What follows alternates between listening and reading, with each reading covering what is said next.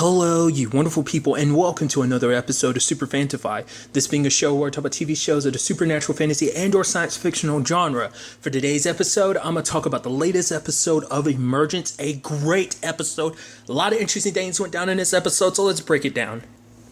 I really like this episode in many different regards because there's a lot of interesting things. Like, for one, obviously Joe's still having to deal with the ramifications of the previous episode of because she didn't tell Joe and Alex, didn't tell Ed and Alex everything. Joe's kind of in that compromised position where it's like Ed's kind of giving her a rough time because it's like, you're willing to not. For her, it's like, I have to do this because, yes, it's going to, Piper would be in danger. Like, do you think we would do anything that would put her in danger? But for Joe, it's like, if I tell you this, people can't be trusted. He's like, oh, yeah, sure. Like, you haven't made mistakes before. And that's the thing of, this is too important. Piper is too important to her to let, her becoming aware of what she is. She can't even take the chance that someone might slip. Because it's like, they're not trained professionals. Like, at least Chris, he's a cop. He knows how to keep secrets. Benny, at the very least, he's a journalist. He knows how to keep stuff tight-lipped. You guys are just, I guess, in a way, civilians, but at the same time, it's like your family, so she should trust in you more and let you know the truth. So that's a complicated thing. While there's a whole thing with Emily trying to warm up to Piper, but what I really love is that she's not receptive to it at all. It's like, oh, cotton candy's my favorite. Oh, do you like carousels? Oh, here's his ice cream. It's like, I don't like you. And she makes it pretty clear because she ends up going like, oh, I'm your mother and everything. And she's like, no, you're not. So it's like everything, Emily tries doesn't work and it pisses her off. And I even love Piper being like, you know what? I'm going to remember you when I get out of here. And she's like, I almost would like to see you try. And she's like, goodbye. And kind of like Piper just leaves on her own. So it's kind of interesting. Despite everything, Emily being as smart as she is, she still is in that situation of like she doesn't have complete control of this thing. And it's actually sad when we find out her motivation. It's like she's not doing like Piper is. She's such a great marvel of what this can mean for the world and everything. But she's not doing what she was programmed to do. And that's to love me. And I'm like, oh my God. That's so heartbreaking that's what this is all about. You want someone to love you. I'm like, your life is so absent of it. You literally had to take an artificial person to do it. And you're trying to program them to love you. But she doesn't love Emily. She loves Joe because Joe was like the first person she latched onto. Because you can make the argument of like, it's that thing of like, she saw something in Joe, or maybe because Joe was that first person to show that extending hand. Maybe it's that thing of like, maybe if you put anyone else in those circumstances, it could fill that hole. It could be like, okay, like whoever made contact with her first would have been the ones to be able to kind of reach out to her. But the thing is, Joe, she's grown, like Piper's grown so much with Joe. Like they have so many memories together and everything. And I think it's so sad that was actually Emily's plan for Piper was to basically rewrite her memories. All these important memories that kind of awoke in like the human side of Piper, like all of that was being rewritten. Like all the things specifically around Joe were being rewritten. So it's like, oh, the special attachment she has to Joe, she'll have to me, and then she'll all be mine. Which is so interesting because you try to fit yourself in this mold. Because I was like, how are you going to handle the whole memories about her family? It's like, oh, because in her, it's like, oh, like not making it so that like Emily is Joe in that particular case. So it's like when it comes to the family, it's like, oh, Joe, Emily is Joe. There is no Joe type of thing. And I'm like, that's crazy.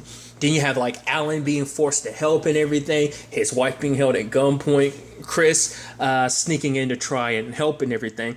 Especially because like, oh, there are just so many moving parts. Especially because Piper remembered Emily because I was like, oh yeah, this cotton candy and carousel. Yeah, that's what Emily likes. And then Joe was like, wait, what? What do you mean? Because that's something we actually think about in the grand scheme of things. She never directly met Emily. I don't think they even referenced Emily around her. That's why she was like, how do you know Emily's name? How do you know Emily? I saw her in kind of a dream. And so now it's piecing it together of like, Emily's behind all of this. And they're slowly trying to figure out, well, what was the point of this? She literally helped us take down Kendrick. So it's like, why is that? Why make him seem like the bad guy? And the fact of the matter is, at any point, why did he turn her in? Because he knew the moment he broke into the facility and all this stuff, it had to be her that would have access and knowledge to all this stuff. So why? Now we kind of find out later on because Joe did some digging and visit Kendrick. At first, she's like, I initially thought like maybe it was just a thing of like you older gentleman, younger woman, something going on there. But it's like, no. She's your daughter. And he was so absent in her life, like because of the business and everything, it would have turned into a bit of a scandal. So his daughter and her mom were just kind of pushed to the wayside. And so her working with Ed, which is almost weird and crazy because it almost seems you don't treat her like a daughter. And I guess in his own way, that's why he's doing all he's doing to protect her, to compensate for the fact that he wasn't there in her life. She even talks about it later on. It's like, I've been working at a company and he hasn't said anything to me in like the 30 years. So it's like, yeah, you're working there and everything, but he's never really just even acknowledged you as his daughter. He has, and he does. And even like, you care about her, you love her, when in actuality you don't. Because I think even Joe was able to recognize in him, and that's even something Alan was like, despite all he tries, he wants to love you, he tries to love you, but he just can't, because I guess it's like you're a mistake, or not necessarily a mistake, but more so like something he doesn't acknowledge, either because he never wanted kids, and so Emily's just kind of like a, yeah, but you would have held me back, and it's just, I do care about you, because it's that thing of like, I think it's more so because you're my child, you're my seed, so there's some part of me that feels, it's almost sad, because it's like he feels like he's obligated to love her and take care of her, which is like that, it just doesn't come out of obligation, it comes out of just love, and it just seems like there's nothing there. I wonder if it just the fact is that he as a person just is incapable of loving someone. Is that what that comes down to? I mean, and I think that's such a fascinating thing. I mean, it could just be the thing that he's that type of person who's just like, work is all that matters. Work is what he loves. Money and power is what he loves. He has no human connections and attachments. It doesn't even seem like we haven't really seen him really interact with people, but the way he uses and manipulates people, it kind of shows like people kind of are just a means to an end for him in the grand scheme of things. So that's actually a bit of a super bummer. You had that whole moment between Benny and Ed, because, it's meant to keep, like, Benny was meant to be there to keep Ed from figuring out Piper's whole situation, which Ed is like, that's the real reason why you're here. Stop lying to me and everything. And he's like, okay, yes, that is the reason why I'm here, but you should trust your daughter. He's like, oh, you're trying to tell me what I should know about my daughter? It's like, yeah, the fact of the matter is, I've never met anyone as incredible as your daughter. And basically saying, like, if she is telling you that something has to be kept secret, if something has to stay a secret, then trust her enough to know that she is trying to do the right thing, that she is going about this the best way that she can. And I think that did kind of get Ed thinking of like, yeah, if she has to keep this a secret, there has to be a reason for it, Which once again, I bring up the whole thing of like, I guess eventually you ended up telling everyone the truth, but you were kind of, it's like, it's just a little hypocritical because it's like, oh, you're making decisions for everyone. It's like, you literally made a decision that directly affects you, but I guess you could think of it like Piper being something that directly affects everyone, but for real, it's like, you lied about the cancer. You made a decision on your own, and like, I'm not going to seek treatment despite your family's, talking and stuff like that. So it's just, I see the hypocrisy behind it, but at the same time, this is something else. It's more so than anything is the fact is that you don't trust us is kind of where Ed and Alex are coming from, because, there's, even when they know the truth, I don't think they'll necessarily look at Piper any different. Maybe Alex will, but we'll kind of have to wait and see ultimately, but Ed wouldn't. But it comes down to the fact is like, I'm your dad and you can't trust me, because it's like Benny knows the truth. So you trust that dude, some dude you just recently met, over me is kind of like the big thing, So I think that's kind of incredible. But the sad thing is, Emily and Alan were able to completely rewrite all of her memories and rewriting them. And I like that Emily does rewrite them, not to place herself 100% in Joe's case, but even adding her own case of like, the fact is, she never knew her dad growing up, and then she got to know him, but even then he didn't love her or accept her. But it's like, I don't need him anymore. I have you. And like I said, it's so sad.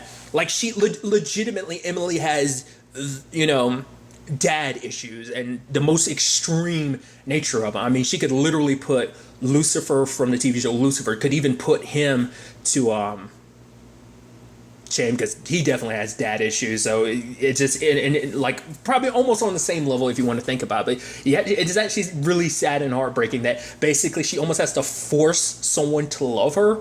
That's the only way she's going to get any love out of anybody. Like, it's actually kind of sad because it's like almost reflective of her dad. Like, her dad willing to use and manipulate people. She's willing to use and manipulate people too, obviously for different reasons. And the only reason why she's like this is because of her dad. I mean, like I said, in his own way, he is trying to take care of her because he doesn't tell Joe anything. Because it's like, he tells Joe, like, would you turn in your own daughter? He's like, neither would I. So it's like, he is trying to be a parent. It's just kind of almost like too little too late. You should have tried harder. You should have extended out a hand. Maybe none of this would have happened. I mean, maybe, but I mean, I guess there's good things that did come about this because of all that. because of her issues with her dad, it led to Piper being made. So there was something good that, ended up coming out of, that sad family drama, And so when it comes time to, they end up coming upon Alan, and his explanation for all this is to like, oh, we can basically let her find out that she's an AI. It's not like she's going to self-destruct in the sense of become like a big bomb or a weapon. She'll self-destruct in the sense that everything that she is, who she is right now as Piper, her entire identity will disappear, which Joe's not down for that. But Alan, once again, for him, it's like, she's a machine. She's not real. She's not this and that. Like, he only is like, look at all this. Like, that's all she is. She's AI. But I mean, when you actually think about it, if you want to get technical about it, I mean, what are humans? We are nothing but data in a sense too. Like all like the way our brain operates, all that we are. You can make the argument that who we are, our personalities, our likes, our dislikes, everything about us is legitimately, in the grand scheme of things, is just code.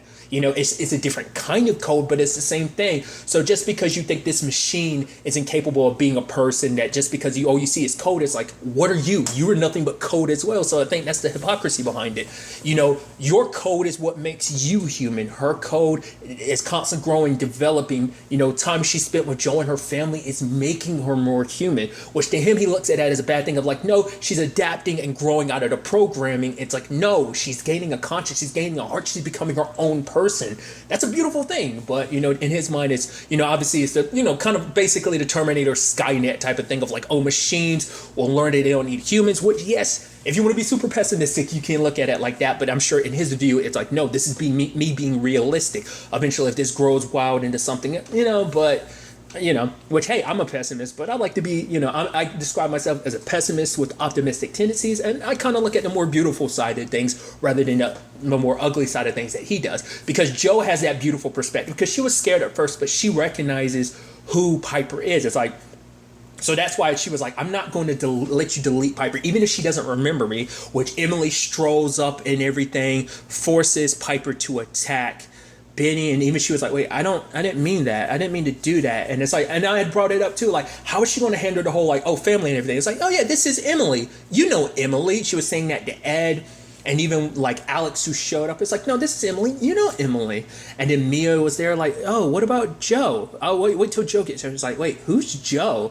But seeing Mia is what triggered it, because Mia's basically her sister, her best friend. And it's like, Emily's like, no, come on, let's go. But in that moment, it's like, but they want me to stay, and she knows how important they are to her. So it's like, wait, something's not right. And she goes inside that library that was built of all her memories and stuff like that, and she changed all the books to blue again. And I'm like, I love that moment. She's like, I'm staying here. I'm not going with you. And for Emily, it's like her heart gets broken in that moment, because it's like she tried so hard, and it kind of blew up in her face because her memories, her ties to that family are too strong.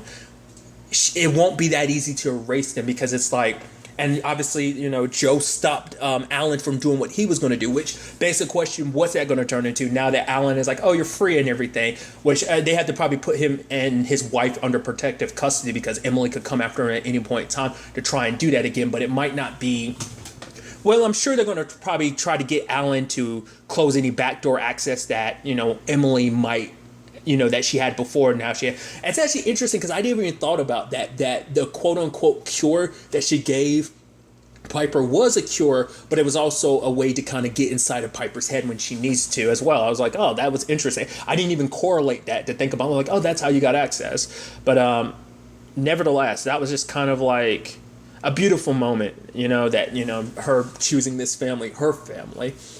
And so I like that. And obviously, and there's that sad kind of moment between Alex and Joe, where Joe is kind of like,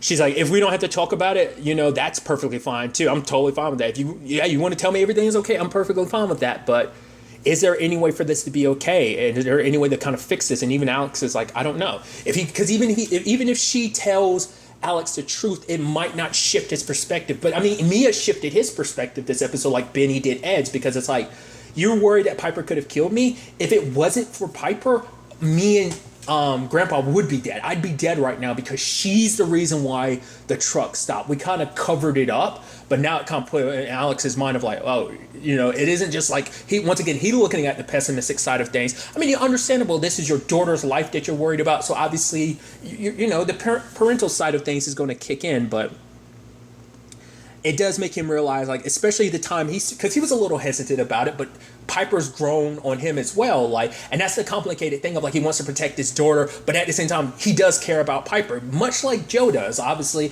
And so Joe's kind of stuck in between that lane of like, okay, so I'm, my family was kind of growing together like this, but now we're kind of falling apart in certain regards, and at least between her and Alex, because it seemed like, hey, maybe things were going to get repaired between them, because we still haven't dived into why they like got divorced in the first place.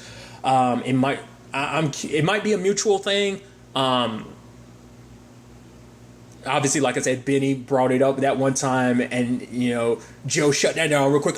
Nope, we're not talking about that. So it's a very interesting situation, And I'm curious, will telling the truth, shift that? But I don't think it will, because he's just going to be just as worried. But I think if he spends enough time with her, I think maybe next episode, maybe not, we'll see, whether Joe will tell Ed and Alex the truth. I was almost halfway expecting her to bring it up at the end of the episode, but it's still that thing of like, she's being super protective of Piper. But, it takes a village, right? So eventually she's probably going to tell everyone.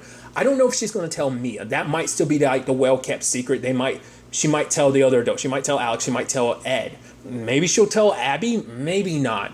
Because Abby is still trying to figure out this whole Piper thing too. So she might end up needing to be in the know to kind of help Piper with any medical stuff in the future. She'll probably have to like cover up, fudge some files and stuff like that to give her a medical record and stuff like that. So, and obviously there's a lot about Piper's past we still haven't 100% figured out. It's actually kind of sad because, like, remember there's the whole thing with, well, I guess Piper was already made, and then Emily planned on hijacking it afterwards. I guess that maybe that was like her whole plan, because remember there's video of her, like, they're trying to put her in a town, like a little cul-de-sac. They're trying to give her a family life and just a normal life to see how she fits. So the question is, did Emily set that all up in advance? So it's like, okay, now she's good and ready, but obviously the whole family thing didn't work out until she spent time with Joe, because those were fabricated. Joe's situation was real, and it's also because, I think it's almost like this fantasized notion that Emily has of what a family should be and what a family is, because she doesn't know. She doesn't have a great example of it, just because, well, we don't know what her relationship with her mom was, because it could have been complicated, because her mom probably could have looked at her as like,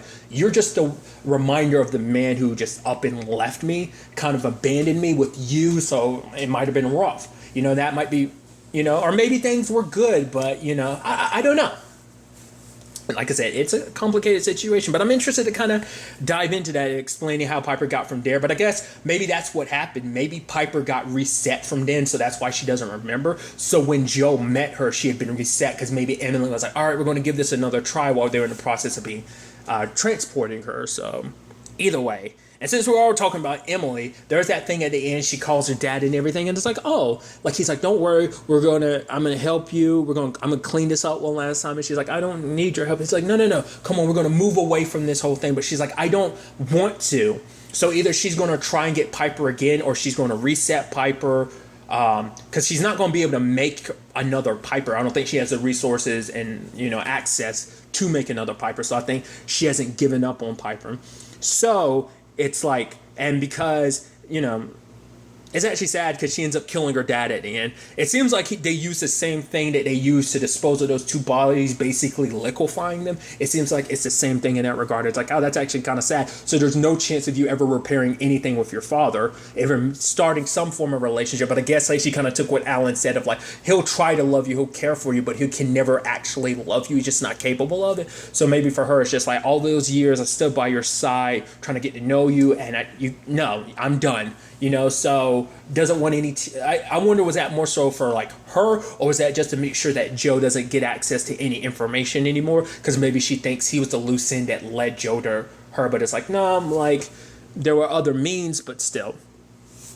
Like I said, that's just an extra line showing you how far she's willing to go with all of this. She's willing to kill people to get. Because to be fair, we thought this whole situation was just Kendrick that was the one that was doing all of this, but Emily has her part to play in all this too. So it begs the question, like, all that cleanup was at 100% him, and now she's kind of following toe. So like, whereas he was kind of the bad guy, now she's revealing herself, going down the lane of being the definite villain of the show. I'm very, very interested to see where all this ends up ultimately taking us going forward into the next episode.